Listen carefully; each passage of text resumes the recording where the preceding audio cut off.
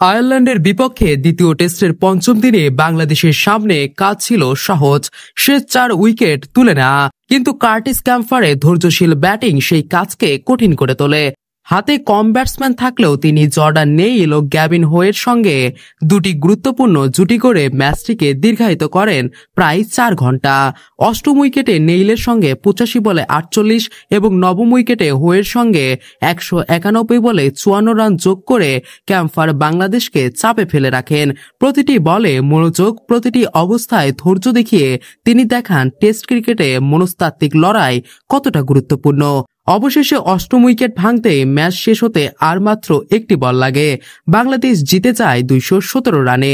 তবু এই দীর্ঘ লড়াই বাংলাদেশ ড্রেসিং রুমে একটু অস্বস্তি তৈরি করছিল বলেই অনুমান। ম্যাচ শেষে বাংলাদেশ অধিনায়ক নাজমুল হোসেন শান্ত বলেন, ক্যাম্পারের ইনিংস থেকে শেখার মতো বিষয় আছে।